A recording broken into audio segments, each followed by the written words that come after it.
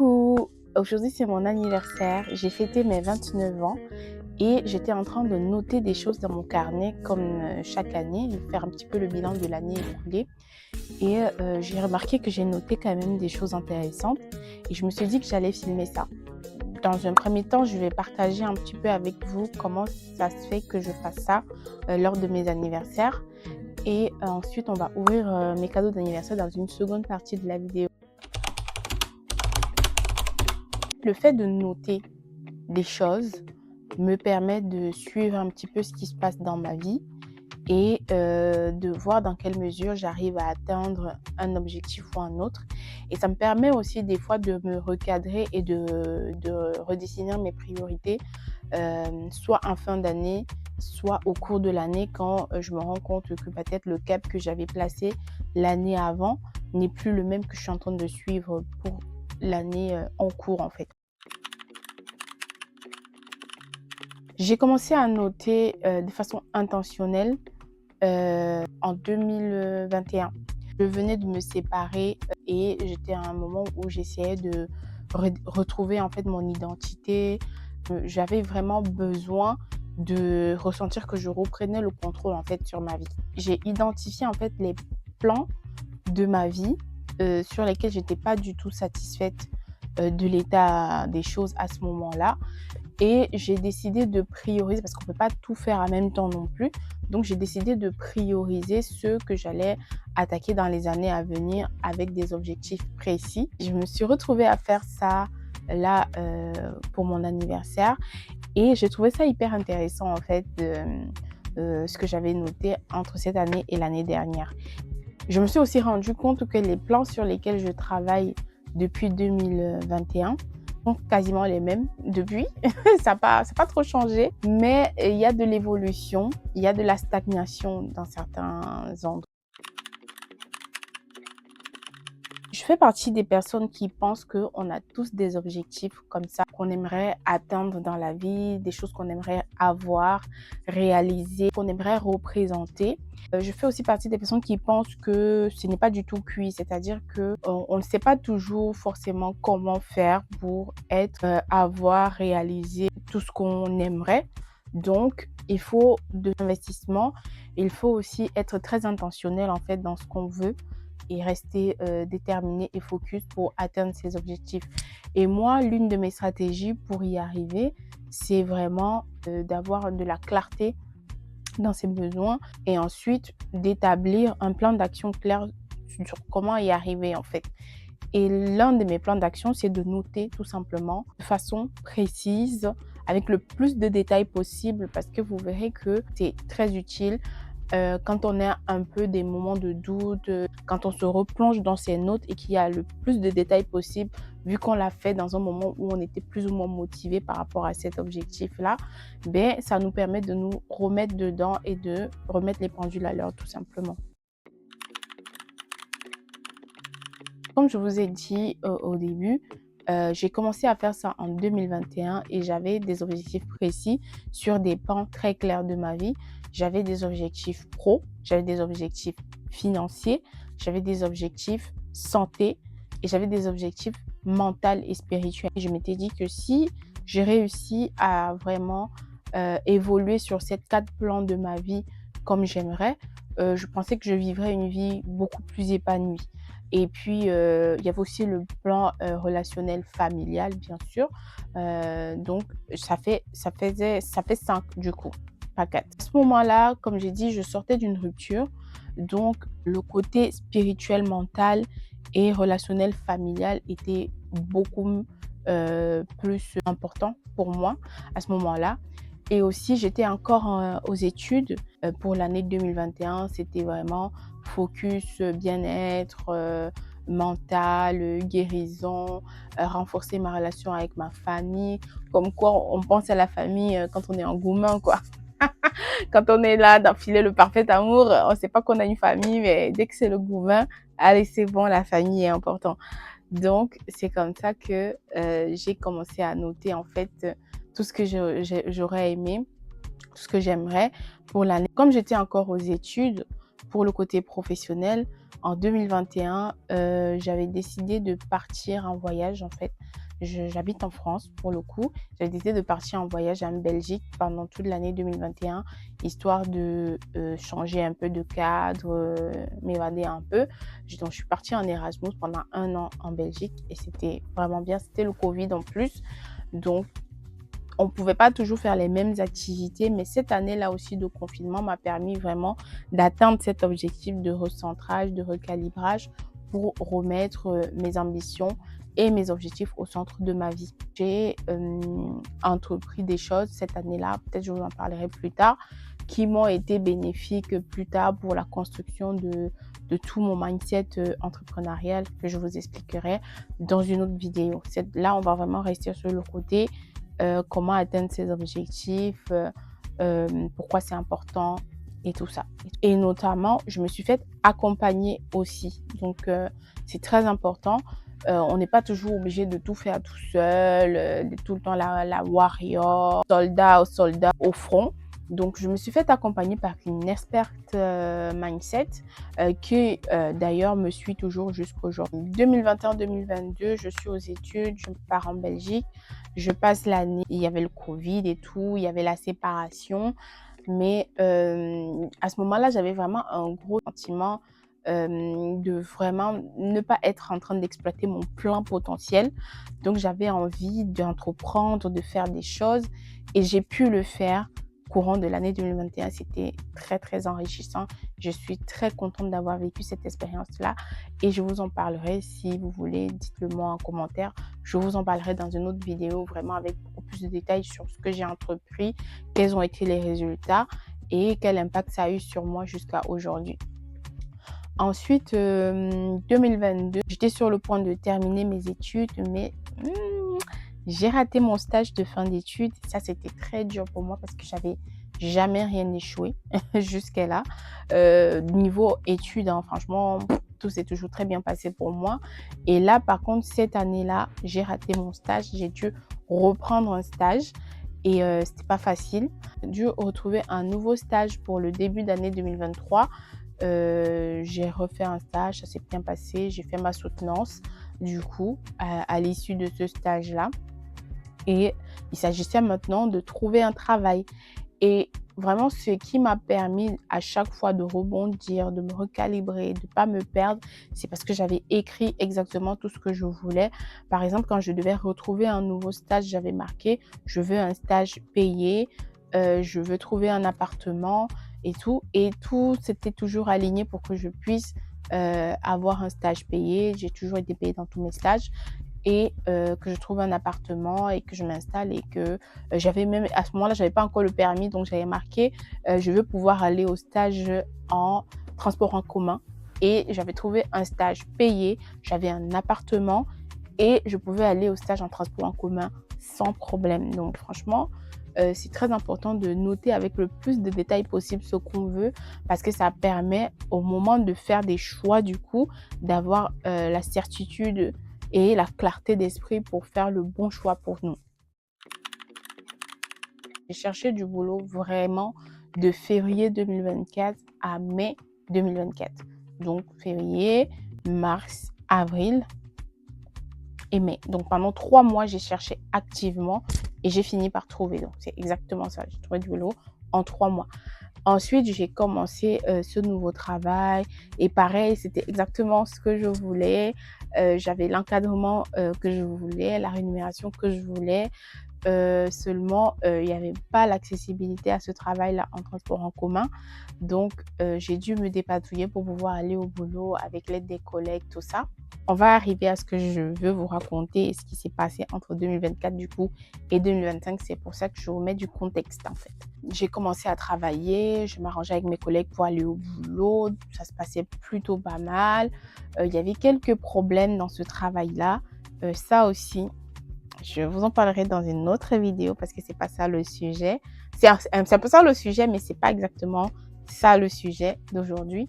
Mais on verra bien si j'ouvre cette page-là ou pas. J'ai travaillé là de mai 2024 à mars 2025. J'ai fini par arrêter de travailler avec eux pour des raisons vraiment que je tairai dans cette vidéo-ci en tout cas. Mais sachez que je suis ressortie de là un petit peu brisée dans mon ego, dans ma confiance en moi, dans ce que j'étais capable d'apporter professionnellement. Et c'est ce que j'ai noté en fait en fin d'année 2024. J'étais encore en poste, mais je sentais que c'était pas exactement ce que je voulais, ce que je pensais en tout cas. Ça se passait pas très bien. Donc, je l'avais noté lors de mon anniversaire. Je m'étais dit, d'ici 1 an, je me serais reprise, j'aurais acquis assez de compétences pour vraiment me sentir beaucoup plus en confiance au travail, donner de meilleurs résultats et tout et tout.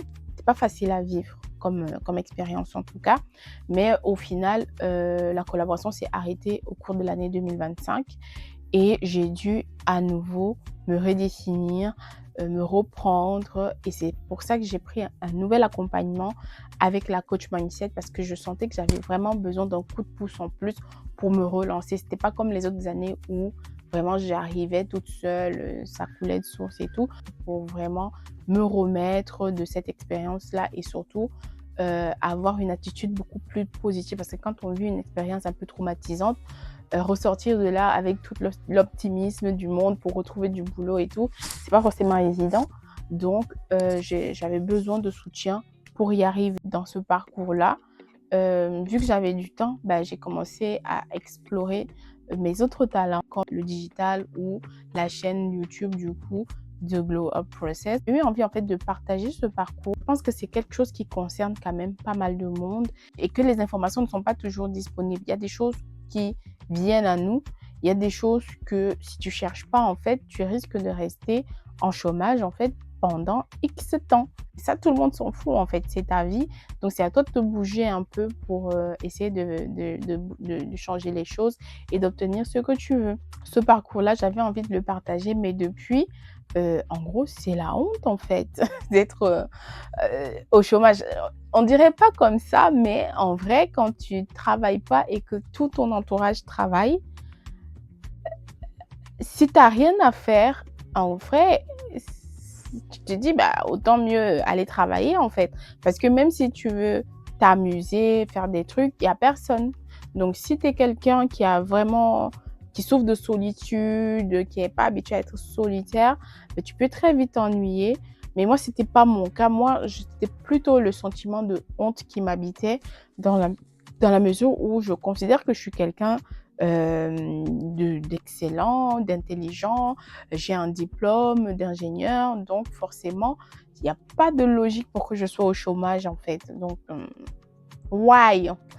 Et surtout que j'étais vraiment dans une bonne lancée, je pensais déjà à mes projets que j'allais pouvoir accomplir grâce à mon travail et tout ça. Et là, j'ai été coupée net dans ma lancée, c'était dur à vivre. Ça m'a pris du temps pour prendre mon courage, pour pouvoir m'exprimer là-dessus et ouvrir la page là-dessus. Mais je suis prête à le faire, je suis prête à vraiment partager tout ce que j'ai traversé pendant cette période-là et de partager surtout le parcours de retour à l'emploi et même aussi mon parcours entrepreneur parce que j'ai le double profil. J'ai le profil salarié et j'ai aussi le profil entrepreneuriat. Mais pour moi, les deux ne sont pas incompatibles en fait. Mon but, c'est de trouver des gens qui sont comme moi, qui ont envie de tester des choses, de vivre des expériences et tout simplement de les partager avec les autres. On apprend tous, de tout le monde. Donc, je suis totalement ouverte à ça. Et donc, l'année dernière, comme je disais, j'avais noté des choses par rapport à ce qui se passait à ce moment-là d'un point de vue professionnel. C'est le plan qui m'a toujours le plus challengée parce que je me vois vraiment très loin dans ma vie pro. Je suis quelqu'un de très ambitieux. Donc, le fait de réussir mes objectifs pro, c'est très important pour moi. Et voilà, c'est vraiment un truc sur lequel, pour moi, si je suis en échec dans ce domaine-là, j'arrive pas forcément à m'épanouir, quoi. Je n'ai pas encore retrouvé du travail, mais mon mindset par rapport à ce qui s'est passé a beaucoup évolué. Heu, il y a beaucoup de choses comme on dit par exemple: «Rejection is redirection». C'est-à-dire que c'est pas parce que cette expérience-là s'est mal passée que ça veut dire que ça me définit et que ma valeur, en fait, est cantonnée à ça. Ça ne représente pas, ça fait partie de mon parcours, mais ça ne représente pas forcément ma personne. Donc, j'ai détaché ma personne de l'expérience. J'ai pris ce qu'il y avait à prendre là-dedans et maintenant je suis prête à me relancer et à pleinement aller chercher exactement ce que je veux, l'environnement de travail dans lequel je peux m'épanouir et le type de travail qui peut vraiment convenir à ma personnalité et où je sais que je pourrais donner le meilleur de moi au travail, tout simplement. Parce que je pense que le travail occupe une partie importante de notre vie et il ne faut pas négliger. Si on doit travailler, autant mieux faire du bon travail. Et la seule façon de faire du bon travail, c'est de faire ce qu'on aime dans les meilleures conditions possibles. J'ai parlé de quoi d'autre? J'ai parlé aussi de la vie sentimentale, mais en vrai, c'est pas vraiment ma priorité en ce moment.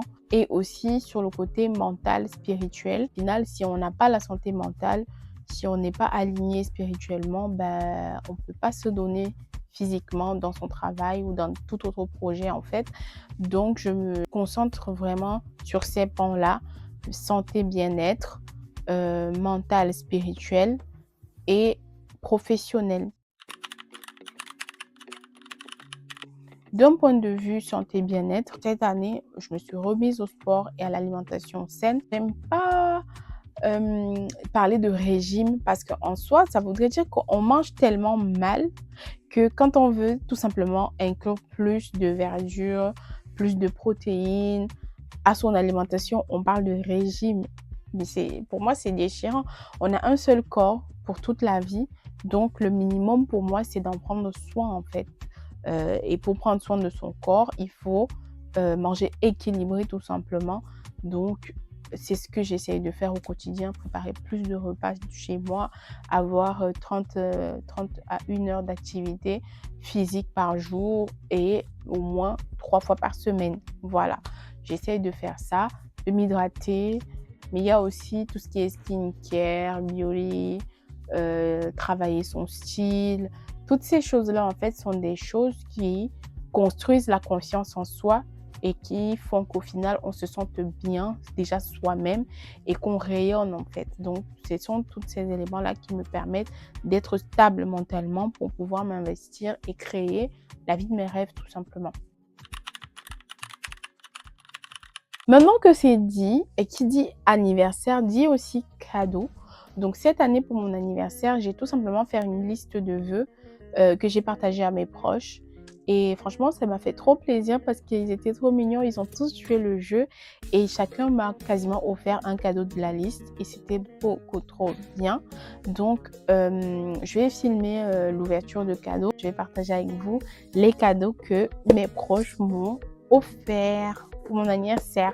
Voilà, j'attends le maximum de partage en commentaire et qu'on puisse en fait tous s'exprimer et que la honte change de camp en fait parce que quelqu'un qui est tout simplement au chômage et qui essaye de profiter du système comme diraient certains est différent de quelqu'un qui a vraiment des compétences et qui essaye tout simplement de s'insérer dans le tissu professionnel et qui rencontre des obstacles qui parfois ne dépendent même pas d'elle. Je pense que je ne suis pas la seule à vivre ça. On devrait plus se soutenir et se donner des tips pour y arriver et on va tous y arriver ensemble.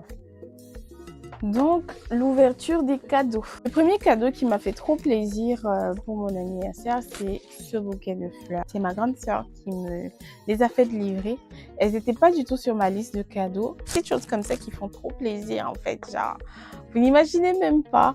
Les gens diront, ouais, c'est des fleurs, ça va faner, machin et tout.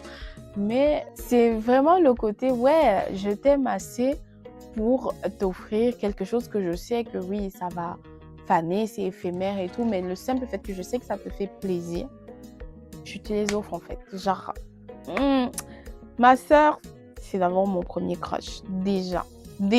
Donc, franchement, trop beau le bouquet, j'ai trop aimé et je m'attendais pas du tout. Comme j'ai dit, j'avais fait une liste de cadeaux, donc vu qu'ils sont tous loin de moi en fait, la plupart m'ont envoyé de l'argent et ils m'ont dit je veux que tu achètes ça de ta liste, je veux que tu achètes ça de ta liste. Mais sinon, il y en a qui ont aussi commandé sur mon lien Amazon pour m'offrir un cadeau de la liste.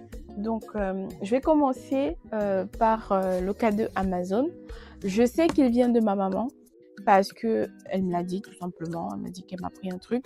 Et aussi parce que beaucoup n'ont pas acheté sur le lien Amazon. Beaucoup ont pris des cadeaux qui n'étaient pas sur ma liste Amazon. Mais ma maman, oui. Donc, je vais commencer par son cadeau. Voilà.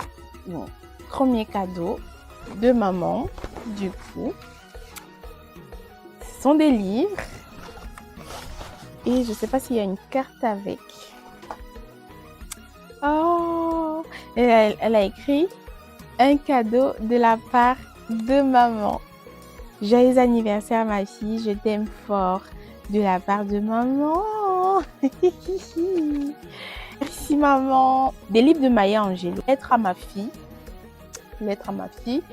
Et le deuxième, c'est Tant que je serai noire. Voilà. Celui-là, c'est celui de mon papa. Que ce soit emballé, on me dirait c'est quoi le délire, mais c'est mon délire, voilà, j'assume. J'ai fait emballer mes cadeaux, voilà, pour avoir le plaisir de les ouvrir, tout simplement. C'est un rouge à lèvres gloss chez Dior, donc comme ça. Ce qui est intéressant avec ce gloss, c'est qu'il réagit en fait au pH des lèvres, donc ça se présente comme ça. Et donc, en fonction de notre carnation, en fait, il ne réagit pas du tout pareil et ça ne donne pas du tout la même couleur. Donc, il faut bien les tester et être sûr que le rendu final sur nous est celui qui nous plaît. J'ai choisi d'acheter un parfum de la part de mon beau-frère parce que ça lui est déjà, il est très bon conseiller dans les parfums. Celui-là, il n'a pas vraiment conseillé, mais je sais que ça lui fera plaisir de savoir que j'ai acheté un parfum avec l'argent qu'il m'a donné, tout simplement. C'est le Libre de chez Saint Laurent. Merci, tonton. Ma soeur. Mais ça, c'est plutôt des compléments, en fait, de ses cadeaux. Parce que son cadeau, à la base, c'est un fond de teint de chez Dior, du coup. Forever. Qui est mat, qui tient bien. J'ai pris ça avec les sous, comme on voyait. Donc, du coup, j'ai pris un spray matifiant de chez Charlotte Tilbury et j'ai pris la banana powder de chez Huda Beauty. J'ai aussi booké un spa. C'est gommage plus massage parce que j'en avais besoin. En ce moment, je fais pas mal de sport et donc j'ai un peu de courbatures et tout.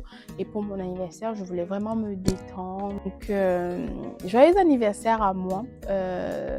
Et je me souhaite vraiment de continuer à rester focus sur mes objectifs. J'ai 29 ans. Parfois, à 29 ans, on s'attend à ce que tu aies déjà 5 ans de carrière derrière toi, que tu sois déjà en train d'acheter ta maison, que tu sois marié, que tu aies des enfants, et machin. Je n'en suis pas là et je n'ai pas honte de le dire. Par contre, je suis plutôt alignée vraiment avec moi-même. Je me sens pas en failure, je me sens pas en échec, je me sens en progression et je me sens en train de construire la vie de mes rêves. Donc, cette vidéo, c'était tout simplement pour dire à tous ceux qui pensent qu'ils sont en retard, qu'ils perdent du temps, qu'ils sont perdus dans leur vie, ils ne savent pas quoi faire de leur vie. Il n'est jamais trop tard. Le plus important, c'est d'être concentré, d'identifier en vous ce désir-là de réussir, de rester concentré jusqu'à ce que soit vous ayez identifié ce dans quoi vous voulez vraiment vous investir, soit jusqu'à ce que vous atteigniez votre objectif tout simplement. Merci beaucoup d'être resté jusqu'à la fin de la vidéo. Si ça vous a intéressé, n'hésitez pas à liker, commenter, partager la vidéo avec vos proches et laissez-moi en commentaire aussi des sujets de vidéo par rapport à ce que j'ai dit que vous voudriez que j'aborde. Merci.